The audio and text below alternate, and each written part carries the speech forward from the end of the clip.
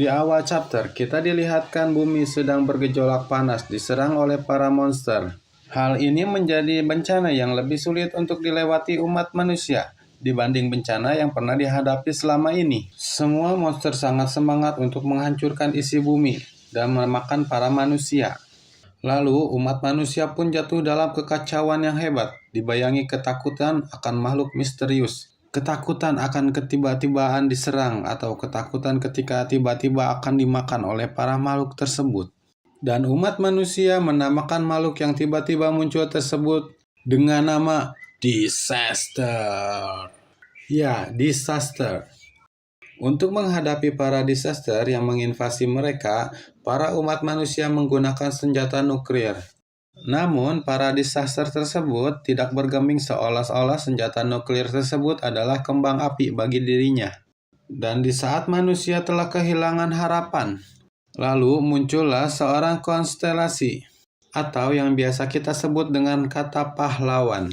Kehadiran seorang pahlawan membuat para umat manusia mempunyai harapan kembali untuk hidup tenang. Dengan gagahnya, pahlawan itu menghancurkan semua isi monster yang ada di bumi ini.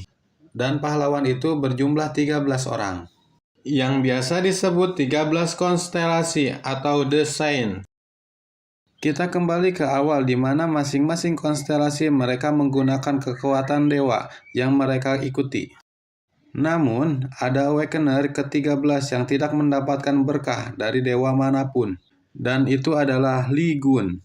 Untuk mengalahkan Red Eye yang merupakan inti disaster, para konstelasi berkumpul di Demon's Tower, tempat bajingan itu berada, atau para disaster. Dan pahlawan kita, Lee Gun, tidak sabar untuk pergi untuk melakukan raid.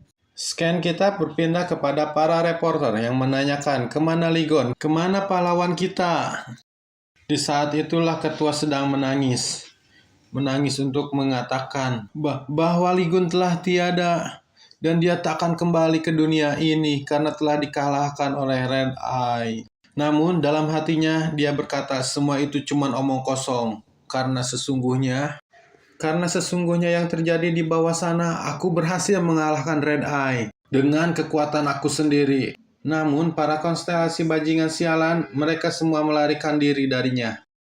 Dan Lee Gun pun berkata, untunglah aku berhasil mengalahkannya, meski harus bersusah payah seperti ini. Namun, ketika Lee Gun akan balik dan keluar dari raid, tiba-tiba ada dagger yang menembus dari bahu kirinya. Lee Gun pun bertanya, apa yang omong kosong macam apa ini? Lalu Lee Gun pun terjatuh ke dasar jurang, dan di bawah ada sesosok mata yang memandang dia, menatap penuh kebencian. Lee Gun pun merasa kesakitan dan seluruh badan dia tidak bisa digerakkan.